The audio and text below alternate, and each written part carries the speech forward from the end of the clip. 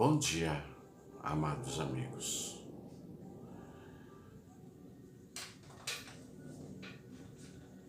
Você é muito bem-vindo. Seja qual for o seu vínculo religioso, o mais importante é você. Se existir alguma obrigatoriedade por parte de Deus perante nós, é que sejamos felizes. O restante depende só de nós. Quero aqui somente agradecer a Deus por mais esta oportunidade de estar aqui com você, para lermos um trecho do Livro dos Espíritos. Como o Livro dos Espíritos hoje tem uma pergunta um pouco extensa, eu só vou ler o Livro dos Espíritos, de Allan Kardec. Vamos deixar o sinal verde para amanhã, ok? Tenha um pouco mais de paciência, porque esse trecho é bem grande. Fiquem com Deus, com muita paz, muito amor, e muita saúde e muito trabalho com Vida 20.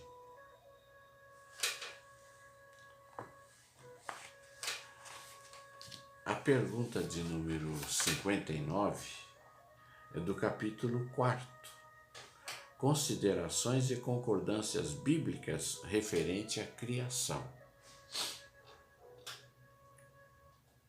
Pergunta 59. Os povos fizeram ideia bastante divergente sobre a criação, segundo o grau de seu conhecimento. A razão apoiada na ciência reconheceu inverossimilhança de algumas teorias. As que os espíritos nos oferecem confirmam a opinião, há muito admitida pelos homens mais esclarecidos. A objeção que se pode fazer a essa teoria é de estar em contradição com os textos dos livros sagrados. Mas um exame sério nos leva a reconhecer que essa contradição é mais aparente que real, resultante da interpolação dada à passagem que em geral só possuíam sentidos alegóricos. A questão do primeiro homem na pessoa de Adão, como o único tronco da humanidade, não é a única sobre a qual as crenças religiosas têm de modificar-se. O movimento da Terra parecia em determinada época tão contrário aos textos sagrados que não há forma de perseguição a que essa teoria não tenha dado pretexto.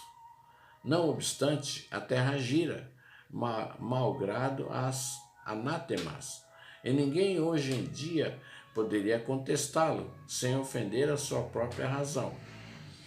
A Bíblia diz igualmente que o mundo foi criado em 6 dias e fixa a época da criação em cerca de 4.000 anos antes da era cristã.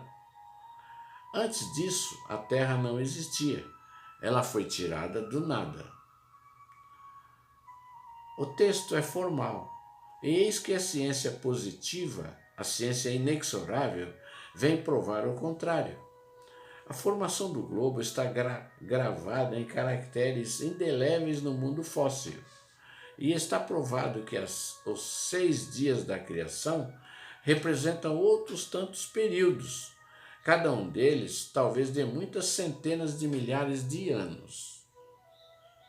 E não se trata de um sistema, uma doutrina, uma opinião isolada, mas de um fato tão constante como o do movimento da Terra, e que a teologia não poderia deixar de admitir, prova evidente do erro em que se pode cair quando se tomam ao pé da letra as expressões de uma linguagem frequentemente figurada.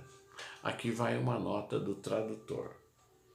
As recentes declarações do Papa Pio XII admitindo os cálculos da ciência para a formação da Terra, confirmam o acerto de Kardec nessa nota. Nota do tradutor.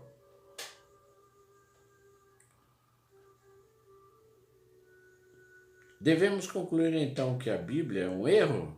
Não, mas que os homens se enganavam na sua interpretação. Outra nota do tradutor. Advertência aos que condenam a Bíblia sem levar em conta os fatores históricos e a linguagem figurada do texto. Nota do tradutor.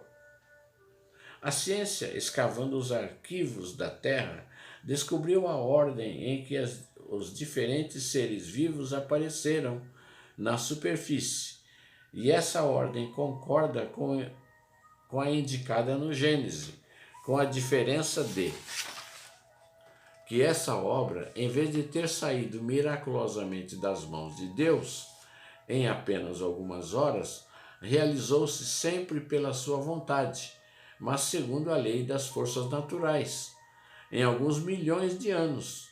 Deus seria por isso menor e menos poderoso? Sua obra se tornaria menos sublime por não ter o privilégio da espontaneidade? Evidentemente não. É preciso fazer da divindade uma ideia bem mesquinha para não reconhecer a sua onipotência nas leis eternas que se estabeleceu para reger os mundos. A ciência, longe de diminuir a obra divina, nos-la mostra sob um aspecto mais grandioso e mais conforme com as noções que temos do poder e da majestade de Deus. Pelo fato mesmo de ter ela se realizado sem derrogar as leis da natureza. A ciência, de acordo nesse ponto com Moisés, coloca o homem por último na ordem da criação dos seres vivos. Moisés, porém, coloca o dilúvio universal no ano 1654 da formação do mundo, enquanto a geologia nos mostra o grande cataclisma como anterior à aparição do homem, tendo em vista que até agora não se encontra nas camadas primitivas nenhum traço da sua presença, nem da presença dos animais, que, sob o ponto de vista físico, são de sua mesma categoria. Mas nada prova que isso seja impossível. Várias descobertas já lançaram dúvidas a respeito, podendo acontecer, portanto, que de um momento para outro se adquira a certeza material da anterioridade da raça humana. E então se reconhecerá que nesse ponto, como em outros, o texto bíblico é figurado. A questão está em saber se o cataclisma geológico é o mesmo de Noé. Ora, a duração necessária à formação das camadas fósseis não dá lugar a confusões. Em momento em que se encontrarem os traços da existência do homem anteriores à grande catástrofe, ficará provado que Adão não foi o primeiro homem ou que a sua criação se perde na noite dos tempos. Contra a evidência não há raciocínio possíveis, e será necessário aceitar o fato como se aceitou o movimento da Terra e dos 6 períodos da criação. A existência do homem antes do dilúvio geológico é, não há dúvida, ainda hipotético, mas eis como nos parece menos admitindo-se que o homem tenha aparecido pela primeira vez na Terra, há 4.000 anos antes de Cristo. Se 1654 anos mais tarde, toda a raça humana foi destruída, com exceção apenas de uma família. Concluiu-se que o povoamento da Terra data de Noé, ou seja, de 2.350 anos antes de nossa era. Ora, quando os hebreus emigravam para o Egito, na 18º século, encontraram esses países bastante povoados e já bem avançados em civilização. A história prova que, nessa época, a Índia e outros países eram igualmente florescentes mesmo sem levarmos em conta a cronologia de certos povos, que remonta a uma época ainda mais recuada. Teria sido então necessário que do 24º ao 18º século, quer dizer, num espaço de 600 anos, não somente a posteridade de um único homem tivesse podido povoar todas as imensas regiões então conhecidas, supondo-se que as outras não estivessem povoadas, mas também que nesse curto intervalo a espécie humana tivesse podido elevar-se da ignorância absoluta do estado primitivo ao mais alto grau de desenvolvimento intelectual, o que é contrário a todas as leis antropológicas. A diversidade das raças humanas vem ainda em apoio dessa opinião. O clima e os hábitos produzem, sem dúvida, modificações das características físicas, mas sabe-se até onde pode chegar a influência dessas causas, e o exame fisiológico prova a existência entre algumas raças de diferenças constitucionais mais profundas que as produzidas pelo clima. O cruzamento de raças produz os tipos intermediários, tendo a superar os caracteres extremos, mas não cria esses, produzindo apenas as variedades. Ora, para que tivessem havido cruzamento de raças, era necessário que houvesse raças distintas, e como explicarmos a sua existência dando-lhe um tronco comum e, sobretudo, tão próximo? Como admitir que em alguns séculos certos descendentes de Noé se tivessem transformado a ponto de produzirem a raça etíope, por exemplo? Uma tal metamorfose não é mais admissível que a hipótese de um tronco comum para o lobo e a ovelha, o elefante e o pulgão, a ave e o peixe. Ainda uma vez, nada poderia prevalecer contra a evidência dos fatos. Tudo se explica pelo contrário, admitindo-se a existência do homem antes da época em que lhe é vulgarmente assinalado. A diversidade das origens. Adão, que viveu há 6.000 anos, como tendo povoado uma região ainda inabitada, o dilúvio de Noé, como uma catástrofe parcial que se tomou pelo cataclismo geológico, e tendo-se em conta, por fim, a forma alegórica peculiar ao estilo oriental, que se encontra nos livros sagrados de todos os povos. Eis porque é prudente não se acusar muito ligeiramente de falsas as doutrinas que podem, cedo ou tarde, como tantas outras, oferecer um desmentido aos que combatem as ideias religiosas, longe de perder, se engrandecem ao marchar com a ciência. Esse é o único meio de não apresentarem ao ceticismo um lado vulnerável.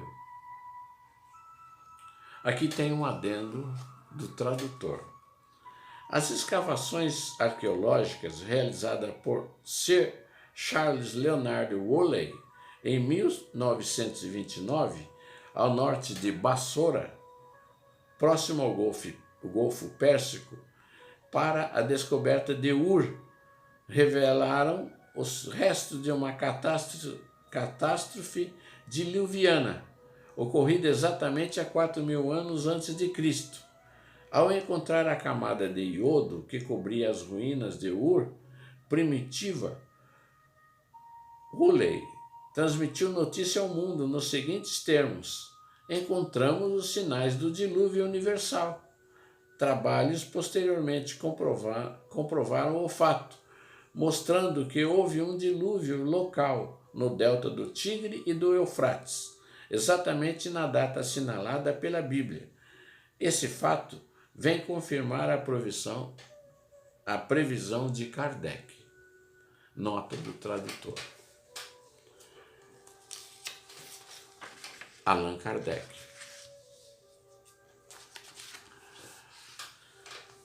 Muito obrigado, amados amigos, e me desculpe se falhei um pouco na leitura, porque o texto é um tanto quanto longo e cansativo. Mas está aí gravado, vocês podem repassar, questionar e conversarmos sobre esse assunto posteriormente.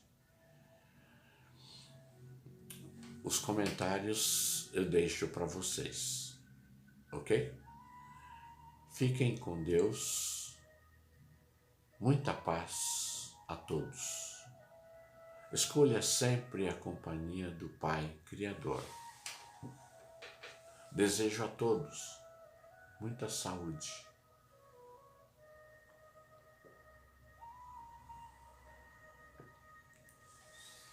Muito obrigado pela paciência.